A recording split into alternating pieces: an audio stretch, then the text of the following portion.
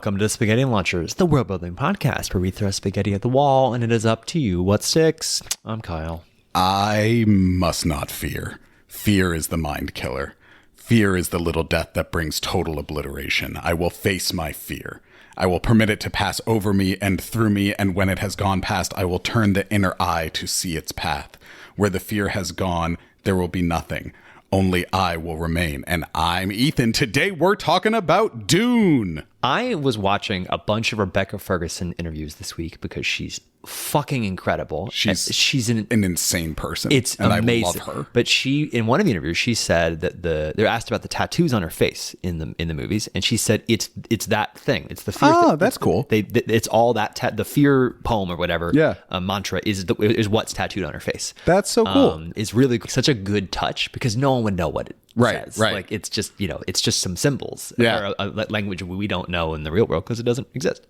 So anyway, that's awesome. I did not know that. That's super cool. I think the more I thought about Dune's world building and what to pull out of it to really like highlight of what you could take anywhere, the more I just think this is a masterpiece of world building specifically. Yeah. And it's incredible because everything is so. It's why it's one of the most foundational pieces of speculative fiction in history. True. But I'm not saying this to be dramatic like I often do or indulge in hyperbole. It's real. It is. Yeah. And I think, but what sets it apart is like the specificity and the uniqueness of its world building that you don't see people recreating in quite the same way. And and maybe it's because there have been a lot of copycats where it's like Tolkien technically, like everyone just copied Tolkien, so it doesn't feel special, but it is fucking insane. But like maybe it's a lack of copycats. I don't know. But Dune, like there's so much in here that's easy to just get lost in. I think it has everything to do with the fact that he started as a journalist. And as a journalist, you have to be very investigative and you have to really understand humans and the way they think and the way they move in society. And there's a bit of an ethnographic, anthropology approach. Because everything unlike Tolkien, unlike even Star Wars, right? When you think about these other very expansive, very famous worlds, this feels more like a true future version of our human society than any other one, regardless of the fantastical elements and the worm juice that makes you connect with your dead ancestors and all that shit. Everything feels very human and understandable. How the through line is drawn, so we actually understand how things have gotten to this point. Oh, that through line, yes, and makes sense. Like you can wrap your head around it and go, yeah, that actually would make sense. Also, it's like. Yeah, Paul can trace his lineage back to Agamemnon. That's part of the story. I didn't know that, but yeah, I think so. I think I remember. But it's also like it's like year 100,000 or something. It's like so far into the future that it's like so much can happen. But because it does a great job of showing that like humans evolved beyond like what we think is possible, and then have to revert because turns out. Yeah, we hit some snags, like the way they handle AI and the thinking machines and all that, and we'll get into that. It is as much a study on humanity as I think a lot of cyberpunk fiction is, in the sense that reading it does give me this feeling almost like an uncanny valley. Yeah, where like I had to stop playing cyberpunk because I'm like, nah, this is bumming me out. It feels too real. Yeah. And corporations, man. There is a similar feeling of reading or I'm listening to Dune, but where I'm like, this is kind of bumming me out a little bit because it feels really plausible. Yeah. All right, let's put the glazing machine away and let's get into let's talk about some of this world building, just because otherwise we'll just fucking wax poetic about how great Dune is for a while. I think, and I know that you have a list of the highlights from the world building you want to go before we get into the deeper dives on some of the world building components we want to draw and find something in. The things that I love, the specific elements that I love about the Dune world, that list, megafauna in the form of the giant worms. I think giant creatures are just always fascinating. Weapons made of teeth. Self-explanatory. Super soldiers. Which is the Chris knife, right? The Chris knife, yeah. The super soldiers and black ops groups, strike forces in the Sardaukar, I think they're always fantastic. Ecology as religion. Genetic breeding, I think, is a very touchy subject, but I think a fascinating one to play with in a future-oriented sci-fi world. And it's not like not in a good. I'm not advocating for it. No, and I think the story does a good job of being like, this is not a morally good Right, this thing. is not good. You should not be doing this. This is manipulation, and they're like, and the Bene Gesserit are not respected as morally upstanding people. Absolutely. A post-AI society, Yeah, I think that's is fantastic. fucking Handled great. really well in the Dune Prophecy TV show. I couldn't get into it. It's not the greatest. I found lost it. entertaining. It lost me in the first 10 minutes when they introduced the voice as something, quote unquote, that I've been working on for a while. I'm like, nope, that's way too big. I don't like that. No, we're done. Yeah, it has some weak points, but it has some highlights. I think it handles the post AI society quite well. Futuristic feudal societies. I think that's where families replace kingdoms. I think The great houses I think that's super fun. They're fucking fascinating. Humans becoming superhumans as a result of living in extreme environments like a pressure cooker. I think that's fantastic to play with. Spice. Space missionaries and millennia long planning cycles. I think and I'm separating those things. I think space missionaries as their own thing are fun. The Bene Gesserit are space missionaries with millennia long planning cycles, but the Sith also had millennia long planning cycles. And I think that is like really deep seated in the shadows planning that goes way longer than we think it will. Yeah. I think those are some of all of my favorite elements of Dune. As I was just thinking about, all of these things are great. But there's so much more. The still suits themselves are great, right? Armor that's powered by the body's movement. That alone is a very cool idea. Yeah. Right. But I should have added that to the list because that is a really cool idea. But yeah, there's so much in there. What have you got? What's on your list? I think we could just honestly get into the meat. Let's do that. Yeah, you want to talk about water? You're thirsty. I think there are two ideas I'm going to talk about. Because it's takeout, we could do whatever we want. I have two ideas. I want to extract ideas from. I think that people should really take a look at of what you could do in your world. One is the way that they handle water. Yeah, like the still suits a great example of how like the Fremen's relationship to water is incredible, and I think it's the best part of world building of Dune. Okay. And I think that's because it is perfectly logical. Mm-hmm. That's exactly what you would do if you lived in a desert. Yep. And you had tech like that. I think it's also a fundamental part of that culture, and it's on display all the time. And it makes them so much more grounded and relatable. And it's the small things. It's the I spit as a sign of respect. As a sign of respect. Right. Thank you for sharing your body's moisture with me. Which we are like, that's the greatest insult. Right. Don't throw up your vomit. That's moisture leaving your body. It's I forget her name now, but one of the handmaidens, when they first arrive on the planet, one of the handmaidens that is serving Lady Jessica, her title in the Fremen language, I forget what it is, but it means well dipper. And when Jessica realizes that that's what that means, or when Thufir tells her that's what it means, she suddenly realizes this person is a plant, because someone who works a well on a desert planet would be way too important to be a handmaiden for somebody. So she's immediately recognizing something's going on here. Yeah. This is off. Yeah. And I thought that, and there's also a phrase in the book that stuck to me. I think it's when they're introducing Liet Kynes, who's the doctor. The doctor, right. Liet Kynes, it shifts to Liet Kynes' perspective, and they're in the book, it's Liet Kynes is a man. In the movie, she's a woman. They just changed the casting, but so I'm just going to say that. But when Liet Kynes is looking on someone, she notes how their face is water fat. Is full of water. Is full of water. Yeah, they're bloated. They're bloated, but relatively speaking, they're bloated. And it was such a great. Everything is centered around water, and to frame excess and gluttony as you have more water than other people. Yeah, your body is storing excess water right now. Yeah, it's what we would think of as normal is in excess. Yeah, and all of that so good. The way they have the sacred pool. Yeah, so much water, but it is sacred. your final body's water. It's the final count at the end of your life. This is where, and like we're leaving that alone. That is, I'm getting goosebumps thinking about how it's also just kind of cold in my apartment.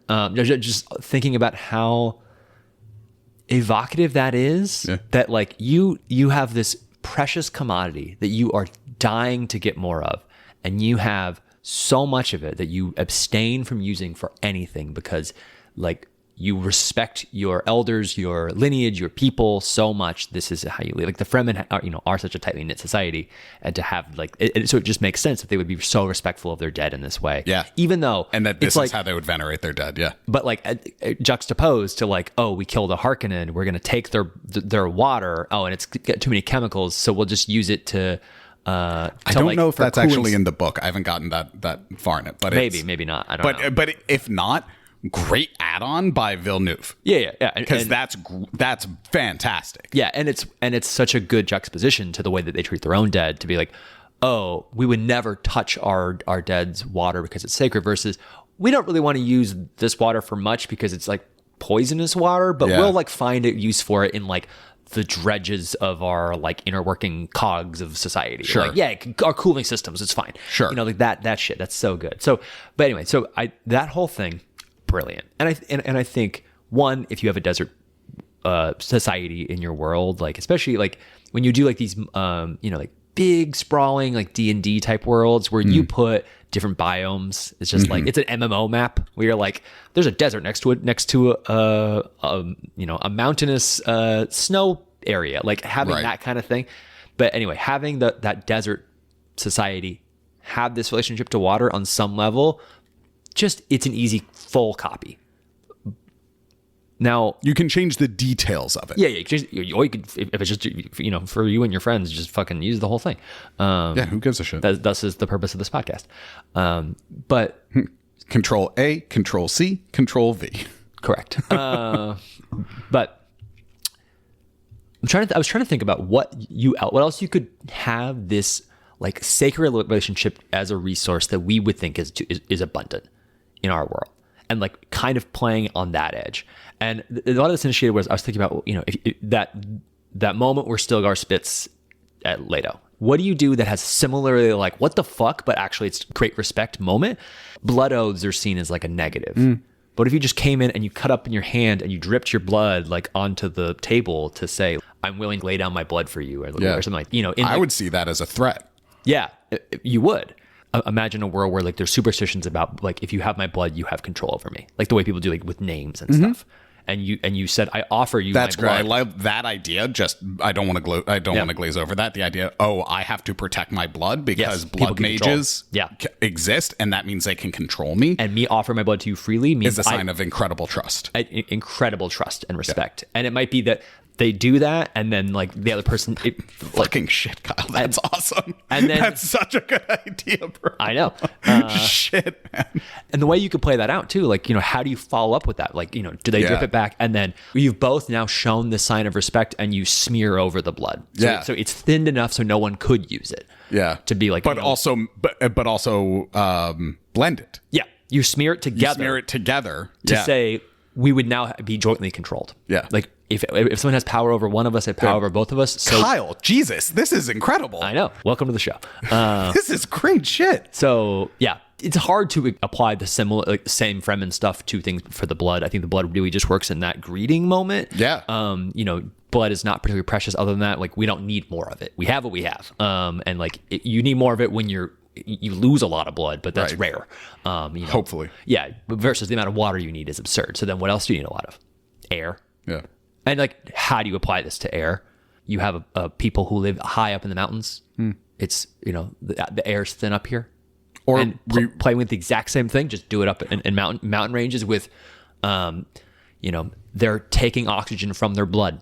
They're recycling some of that. They're doing rebreathers for everything. They are, I don't know how you. We recently learned about the difficulties of terraforming Mars, and maybe it's something you're on a terraforming planet, and part of what you do is you to greet someone as a sign of respect, you take off your filter mask and you're like, I am going to greet you face to face. You can see my full face. So you can see my full face without and expose myself to the poisonous gases or something, right? And that would be a great way to do that. Quick aside, but great movie with Robert Redford and James Gandolfini called The Last Castle. He does this thing about salutes where he says, it's Robert Redford delivering it, so it's just fucking brilliant. But he says, oh, you know, in medieval times, knights would greet each other on the field of battle. They would raise their visor on their helmet to say, I greet you, I am not afraid. You can see my full face and I can see yours, to like look him in the eye, that kind of thing. And it feels very similar to that. Well, let's do this. Let's put this. I was talking about cyberpunk earlier.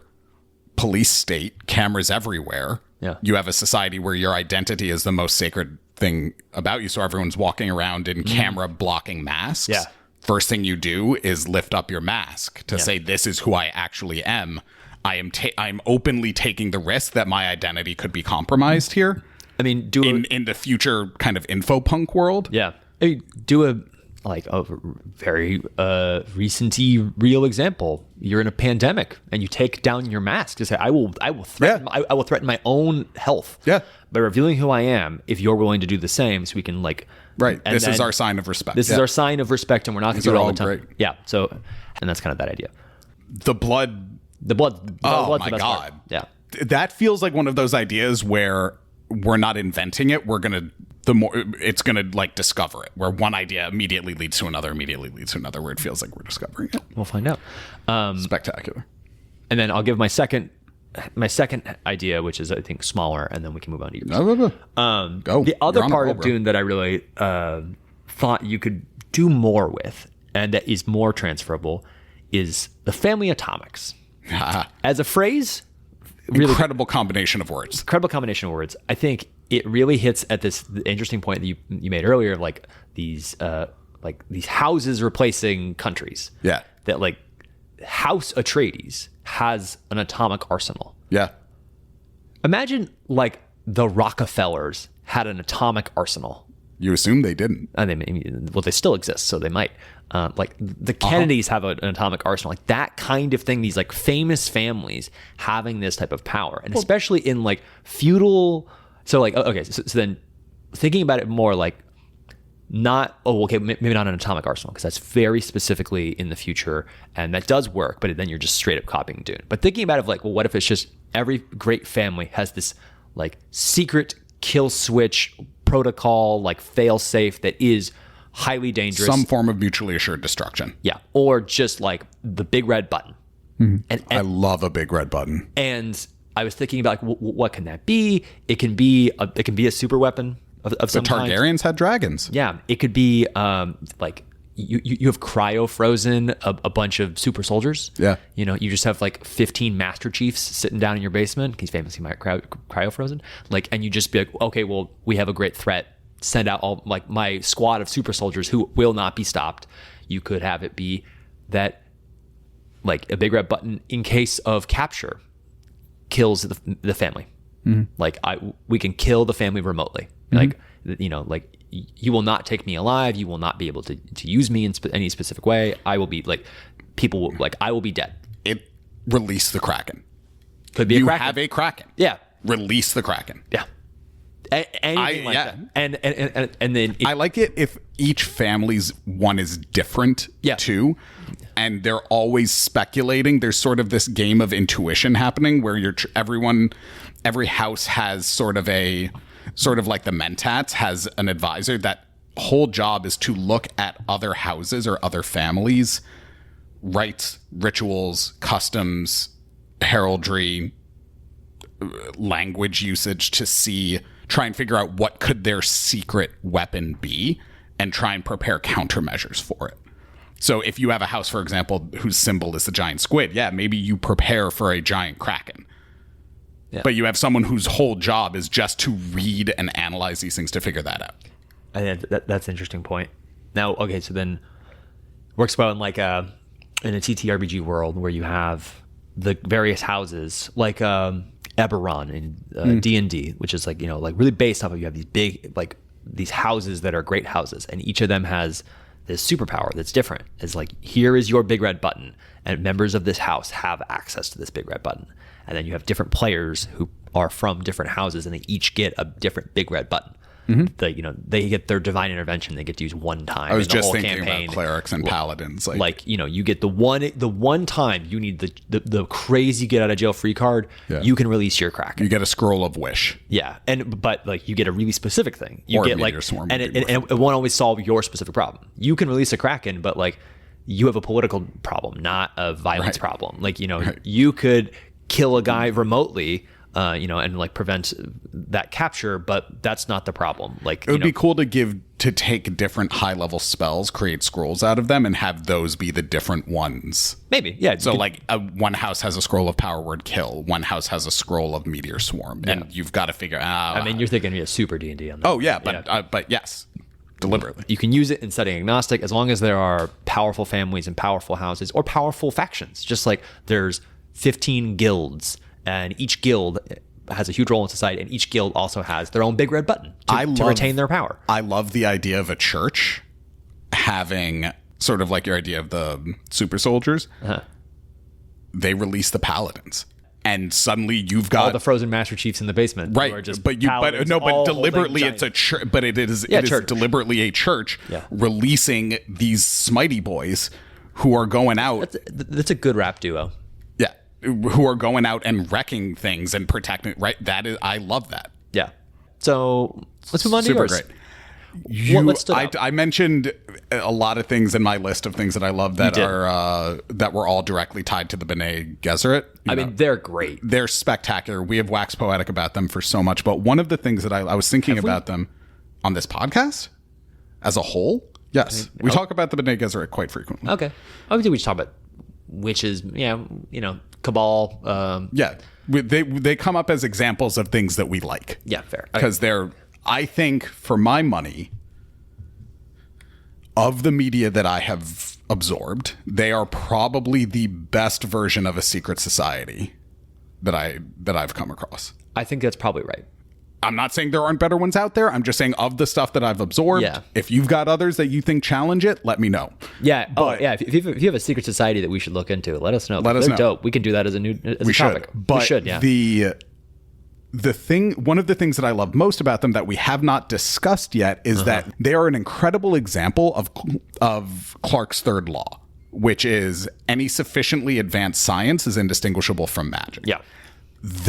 So much of their shtick and their mystique is based in the fact that they just have absolute perfect control over their normal human body. Yeah. And absolute perfect understanding of human nature and human biology so that they can accomplish incredible feats. That's how they move fast enough to not be seen. They're still perfectly human. Yeah. Right? The voice is not a psychic power. It is about reading your target well enough to know what body language and tonal inflection will trigger an automatic response to the command prompt you've given them. The one lady gets pregnant and then immediately... you wanted a boy, you're getting a boy. Yeah, and she's within a day. Yeah. Yeah, no, I will have a boy. Yeah, no, because they have perfect control over the... And yes, there are breaches there, but they're of the science magic line, but it is an incredible example of that. And so I was thinking about this when I was on the Metro the other day, and there are often dance groups that will come in and start dancing on the Metro, and one of them was wrapping their arms around their heads and around their shoulders and almost dislocating their shoulders to do these contortionist moves. And I started thinking that would be a really cool way of starting to think through what are all of the look up extreme human feats that humans have done and create a group around them where they are normal and commonplace, right? Imagine a society of warrior monks where their fighting style is based entirely on deliberate contortion and deliberate dislocation and relocation of limbs so that you could not predict where they're going, and it's completely insane, right? That was one thing that immediately came up. Kyle has his hand raised. You know that guy who's maybe Norwegian or something who can polar plunge forever. His body doesn't feel cold. Yeah. Have you seen this guy? I've heard of him. I haven't seen videos. That guy. Yeah. If that becomes normal, we have an entire society that cannot feel cold. Right. And they all just live in the Arctic naked. Yeah. Because it doesn't matter to them. Yeah. They're perfectly fine. They live in the most extreme cold conditions humanly possible because they then can be peaceful and remote. Yeah. People leave them alone, and they're not bothered one bit. Right. Like, yeah, I you could think, take, like, look at the Guinness Book of World Records. Look at the Guinness Book of World Records, just- right? Like just there steal are from there. people, there are people there that are, think about. There are people there that do not feel pain. If you had a group of people that physically did not feel pain, Yeah. Their pain receptors are just done. Yeah, you'd be like the best fighters. You might also be, maybe not long term, but you could probably get a lot done in a shorter amount of time than somebody else. I mean, there is the human body is capable of some really incredible things. More medical marvels. Not for nothing, right? But I think that is one of it's small, and it's also one of the parts of the Bene Gesserit that is not really talked about as much. But I think that idea of what could you do if you had perfect control of a human body. Yeah, that is rhetorical. Yes. More than anything. Like, I don't think we need to necessarily figure out what that is, because it's just literally whatever the fuck you want to pick. Yeah. But look, And that's pretty cool. yeah, it's incredible. Look at Olympic athletes. Yeah. And the shit that they can do. Well, and then it's like, I think especially when it comes to like, bringing in that super soldier type thing, is like super assassins. They're just people who have perfect mastery of, they can walk without making a single noise, and they can jump super high. Yeah. And it's like, they're just perfect ninjas, basically. Yeah. It's like, you can do that. You can have assassins that are contortionists that can hide in teeny tiny boxes. Yeah. You could do, you could have a workforce that is like, unstoppable. And so you don't actually need that many people. Yeah. Like, where people can actually just, like, you move into like take the modern example where like fewer people have to do manual labor because we've automated and we've done whatever. So then now we're more efficient, where people can move on to working in the arts, and we can have more like philosophical type of jobs. Like, what if you just made it where we don't need a bunch of laborers? We have people who like do not need to sleep. Yeah. And like, so they just work extra long periods of time, and then they just get it done. I don't know, like, play around with how you make that work, but you can just have like a workforce that just achieves great physical feats and like can build great things, like they have, modern day equipment, and just keep going.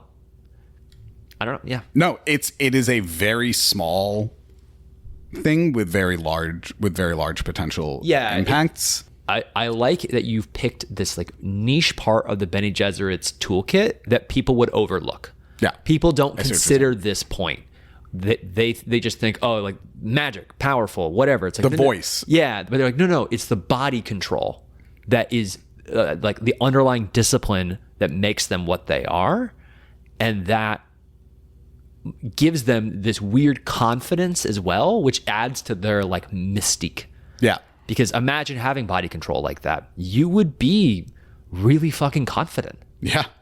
There's a reason why like they portray them as all like absolutely beautiful women. They have total control of their body. They can be like, well, I'll make my hair do this or whatever. Like, I think that's probably also part of this dynamic, is like making these like purely confident human beings. Yeah. And like pure confidence is a magic power in the real world. And especially if you knew you had a way to get people to do whatever you wanted them to do. Yeah. And you don't even need to use the voice half the time. It's like that scene where the Bene Gesserit visits Fade Rautha, and it just like purely plays him like a fucking fiddle. Yeah. With manipulation, a weird seduction that just like that, putty in her hands. Yeah. And it's just nothing for her. And you're like, oh yeah, because you guys are really good at this shit. Yeah. It's great. And the second idea that I do want to, the other thing that I want to harp on is, again, picking a very, very small thing. I came up with it when I was talking earlier. The technology that uses body movement as a power source, we're going to get there in our society at some point. And it will be crazy to see what it's like. It's kinetic energy and like batteries. It's absolutely like, no, we're already working on it. We're already getting there. I mean, elevators, running off. Yeah. Of, humans are one day going to get there. Yeah. Watches, like we got so much shit that just runs on kinetic energy. And when we the Matrix did this very successfully, treating the human body as a source of power. Yeah. I think is always fun. It ties into my love of blood magic. Yeah. And I think it's one of the reasons I love the Blood Hunter in D&D. I think it's a great way of getting at magic without doing spell casting. Yeah. Which I think there needs to be more of in D&D. That's a different aside. But I think look at this idea of looking at the human body as a source, not only of power, but also of a resource like the Fremen do with water. I'm thinking about like if you have a power gauntlet that like makes you do like like Vi and Arcane. Doomfist from Overwatch, he's also got a giant power gauntlet. But we have like a big like fist that you could basically punch like superhuman strength, and it's just charged up by you moving your arm. Yeah. So then like you can just sit there and you can just like twitch your fingers for like a couple hours. Yeah. And you'll have a huge punch. Or you've got one of those like grip the grip winches. And you just keep charging it. Yeah. But then it's just like basic, like it's actually pretty light to move around. Like somehow they're able to pull that off. But then it's just that movement generates the power that like then when you actually like use it in a punch, it will fucking fly. Yeah. Which is pretty cool. Yeah. You know? It's just there's a lot of really small stuff that is just sort of snuck in there. Mm-hmm. And that's good world building. Completely. And I like this because these are also kind of to your point earlier. Everyone should go watch Matt Colville's three-part series on Dune when he talks about the ecologists, the prophets, and the prison planet. Those are he breaks down Dune and analyzes it, these understated elements and unexplored elements really, really well. Yeah. And also I will say let's give shout out to Villeneuve for actually adding in some really cool stuff where he did the UV scene for Gidi Prime in the Gidi Prime is incredible, and like what a visually stunning world. Oh my god. It's insane. Oh my! And his whole point about if you grew up in a world without color, where literally everything was shades of black and white, how would that affect the way that you see the world? And think about I thought he made the Harkonnens so alien in a brilliant way. Yeah, where you're like they're human, but I don't feel connected to them at all. And that gets sort of at my point about earlier with the Bene Gesserit is look at human beings are insane. Like the things that our bodies can do and how different we can all look and be and it's like you look at the Harkonnens and it feels more like an actual fleshed out society. I think we all sort of knew the Fremens a little bit by that point, but to see them and like there's this whole Fremens, it does fall into the Planet of Hats tropes. But you know what? I love a Planet of Hats. Yeah. Actually, for storytelling, I do. Kaladin, also a Planet of Hats. You know, like it is like, oh, here's just an idyllic, it's just Scottish Highlands. Like we have a whole planet that's Scottish Highlands. Yeah. Here we have literally full just of water fat people. Yeah. And then we go, here's the Middle East with Arrakis. And then here's, I don't even know what like the fucking Harkonnens even represent because they're so alien in these ways, at least the way Villeneuve does it because of the visuals. Yeah. Like visually, I do not know how to relate to this at all. I cannot imagine having black and white existence like that. Yeah. Like that is fucking impressive. And he understood what Herbert was trying to do in that world and found a very cool new way of doing it. Of creating a black sun that's only UV light that would give you only it's like it was new, it was cool. Yeah. This is less of a I don't know how to do that in a world, but just something that occurred to me that I want to make sure we shout out because it's unfucking believable. Yeah. Yeah, he did a great job. He did. I look forward to his third movie representation. I do too. Are they perfect? No, but I think they're close to. It's a hard adaptation, and he did it well. It's really difficult. All right, so I think let's move on to what stuck for you. Probably my blood magic thing. The blood magic thing is great. Yeah. You hit on something there. I'm going to be playing around with that I'm going to be thinking about that for a little while. That's the main one. Yeah. What about you? Yeah, I think it's also what stuck for me. But I just love Dune generally, so I don't think anything here is... I enjoyed everything about this, and I think there's a lot of stuff that we left...